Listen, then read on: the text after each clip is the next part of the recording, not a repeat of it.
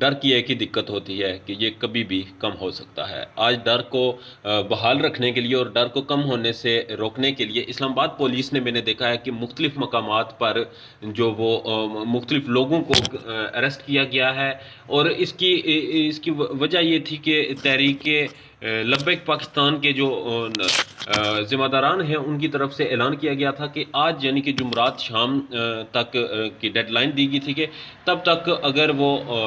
ایک معاہدہ ہوا تھا جو تحریک اور گورنمنٹ آف پاکستان کے درمیان اپریل میں، اس کے تحت فرانسیسی سفیر کو ملک بدر کرنا تھا، اس معاہدے کو پورا نہیں کیا گیا، اس پر عمل نہیں کیا گیا، اور 6 ماہ سے زیادہ کا عرصہ گزر چکا ہے، تو جس کی وجہ سے تحریک لبیک کے ذمہ داران نے احتجاج کی کال دی ہے، اور 12 ربیع الاول کے دن جو ایک جلوس نکلا گیا، اس جلوس میں ہی انہوں نے دھرنے کا اعلان کیا، اور وہ دھرنا ابھی لاہور میں دیا جا رہا ہے، اور اس کل جمعے یعنی کہ جمعے کے روز نماز جمعہ کے بعد اسلام آباد کی طرف سے مارچ کیا جائے گا، ملک بھر سے ایک بار پھر فیض آباد کی طرف تحریک لبیک کے کارکنان یہاں پہنچنے کی کوشش کریں گے، اور اسی کوشش کو روکنے کے لیے جو اسلام آباد پولیس ہے انہوں نے اسلام آباد اور پنڈی سے درجنوں لوگوں کو گرفتار کیا، اور اس میں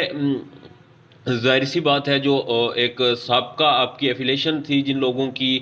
تحریک کے ساتھ، ان کو مد نظر رکھا گیا، مسجدوں میں چھاپے مارے گئے، اور اس کے بعد جو سب سے اہم بات مجھے لگی اور جو ایک غیر سنجیدہ عمل تھا کہ داڑھی والا جو بھی شخص آج اسلام آباد میں نظر آ رہا تھا، پولیس کو میں نے مختلف جگہوں پہ دیکھا، اسے وہ اریسٹ کر رہے تھے، اسے ہراساں کر رہے تھے، اور یہ ایک سمجھ سے بالا تر بات تھی کہ اگر آپ کے پاس ایک بندے کا ریکارڈ نہیں ہے، چلے جو بھی ہے تحریک کے کارکن احتجاج کریں، وہ ٹھیک ہے غلط ہے، وہ ایک الگ ڈیبیٹ ہے، مگر ایک بندہ ہے جس نے داڑھی رکھ لی ہے، جو نماز پڑھ رہا ہے، آپ اس کو ہراساں کر رہے ہیں، اس کو انتہائی اس ہتک آمیز لہجے میں اس کے ساتھ آپ بات کر رہے ہیں، یہ ایک اسلام آباد پولیس سے کم از کم میں ڈیزرو نہیں کرتا تھا کہ وہ اس طرح سے ایکسپیکٹ نہیں کرتا تھا کہ وہ اس طرح کا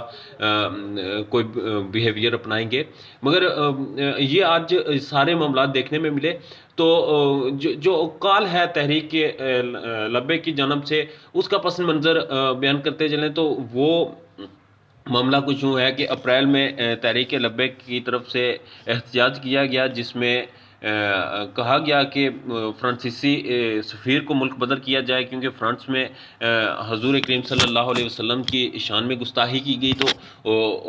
گورنمنٹ آف پاکستان احتجاج کے طور پہ ان کے سفیر کو ملک بدر کرے۔ سفیر کو ملک بدر کیا جانا چاہیے یا نہیں، یہ الگ ڈیبیٹ ہے، مگر یہ ہے کہ تحریک کا یہ ایک پوائنٹ تھا، اور حکومت پاکستان نے ان کا یہ پوائنٹ مانا، ان کے ساتھ ایگریمنٹ کیا، معاہدہ ہوا، اور کہا گیا کہ ہم یہ کمیٹی بناتے ہیں، اور کمیٹی کی سفارشات کے تحت پھر ہم اس سفیر کو ملک بدر کر دیں گے۔ احتجاج ختم کر دیا گیا، مگر کمیٹی بنی گئی، مگر جو سفیر تھا اسے ابھی تک ملک بدر نہیں کیا گیا۔ شیخ رشید نے صحافیوں سے گفتگو کرتے ہوئے کہا ہے کہ اگر ہم فرانسیسی سفیر کو ملک بدر کرتے ہیں تو پاکستان یورپ سے کٹ جائے گا، اور پاکستان کی معیشت پہ بہت برا اثر پڑے گا۔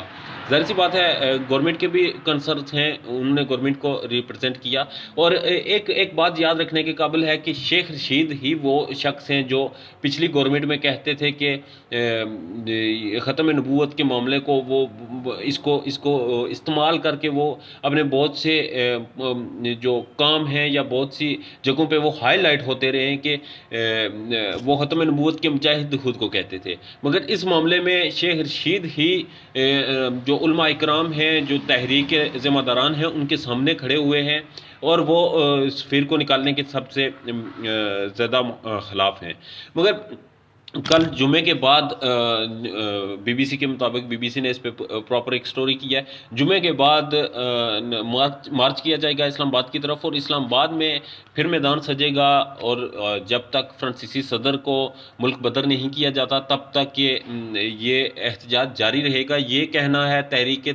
لبیک کے ذمہ داران کا۔ مگر کچھ ایکسپرٹ کے مطابق کہ اس احتجاج کے پیچھے ایک وجہ یہ بھی ہے کہ سعد رضوی کی جو ان کو نظر بند رکھا گیا ہے، کچھ دن پہلے لاہور ہائی کورٹ نے ان کی نظر بندی کو کالعدم قرار دیا تھا سعد رضوی کے چچا کی درخواست پہ، مگر جو پنجاب گورنمنٹ ہے وہ سپریم کورٹ میں اس کیس کو لے گئے، اور سپریم کورٹ میں یہ جو انہوں نے پوائنٹ رکھا ہے کہ سعد رضوی کی رہائی کے جو احکامات لاہور ہائی کورٹ نے دیے ہیں وہ قانونی نہیں ہیں، یا وہ ایک جس طرح سے ایک وے ہے جس میں آرڈر کیا جاتا ہے ایک بندے کو ریلیز کرنے کا، وہ اس کو فالو نہیں کیا گیا، تو انہوں نے سپریم کورٹ میں اپیل کر دی ہے، اور یہ معاملہ کچھ دن اور لٹکا رہے گا۔ تو بعض ایکسپرٹس کے مطابق یہ ہے کہ یہ سارا معاملہ یہ جو سارا احتجاج ہے یہ سعد رضوی کی رہائی کے لیے ہے، مگر تحریک کے جو ذمہ داران ہیں ان کے مطابق سعد رضوی کی رہائی کا اس سے کوئی تعلق نہیں، وہ صرف اور صرف جو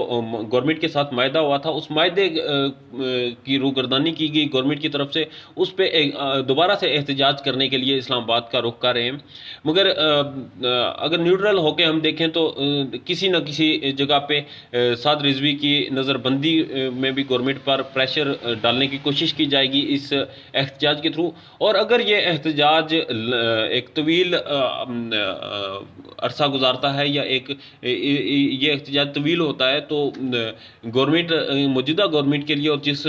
صورتحال میں یہ گورنمنٹ ہے ان کے لیے خاصا مشکل ہو جائے گا، جس کی وجہ سے موجودہ گورنمنٹ بھرپور کوشش کرے گی کہ کل جمعے کے بعد یہ احتجاج نہ ہو اور مارچ کو ناکام کسی طرح بنایا جائے کچھ بھی کر کے۔ اور ابھی تک کی جو اطلاعات ہیں، ابھی رات تقریباً 1 بجے کا وقت ہے، اور ابھی تک کی جو اطلاعات ہیں ملک کے مختلف حصوں سے تحریک لبے کے جو مختلف امیر ہیں یا مختلف ذمہ داران ہیں انہیں زیر حراست لیا جا چکا ہے، بے شمار کارکنان کی گرفتاریاں جاری ہیں، مگر سب سے اہم بات یہ ہے کہ بہت سے لوگ تحریک کے جو اثر انداز ہوتے ہیں اس احتجاج پہ وہ ابھی تک گورنمنٹ کے ہاتھ نہیں آئے، یہ ایک اہم بات ہے۔ اور جس طرح سے اسلام آباد پولیس ایکشن لے رہی ہے اور ایک مسجد پہ 40 پولیس کانسٹیبلان کے ساتھ ریڈ کی جا رہی ہے، جس طرح سے کسی انتہائی حساس ٹھکانے پہ جرائم پیشہ افراد کے ٹھکانے پہ ریڈز کی جاتی ہیں، اس طرح سے ایک ہائپ کریٹ کر دی گئی ہے۔ اسلام آباد میں ہر دوسرے بندے کو روک کے پوچھا جا رہا ہے، ہر داڑھی والے کو شک کی نگاہ سے دیکھا جا رہا ہے، گاڑیوں میں بٹھایا جا رہا ہے۔ یہ اسلام آباد پولیس کا یہ جو بیہیویئر ہے اس کے پیچھے ہم الٹیمیٹلی کہہ سکتے ہیں کہ موجودہ گورنمنٹ کی جو ایک پالیسیز ہیں یا ایک آرڈر کو وہ فالو کر رہے ہیں۔ اور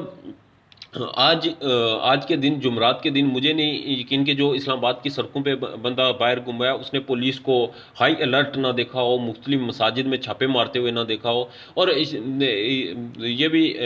اس میں کوئی دو رائے نہیں ہے کہ کل نماز جمعہ کے بعد بھی پولیس یا جمعہ سے پہلے بھی مختلف مساجد میں اور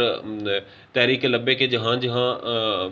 ذمہ داران ہیں یا علماء کرام ہیں ان کو اریسٹ کرنے کے لیے مختلف جگہوں پہ چھاپے مارے گی، تو دیکھتے ہیں کہ یہ احتجاج اور یہ گورنمنٹ کی کوشش کس طرف بیٹھتی ہے اور کیا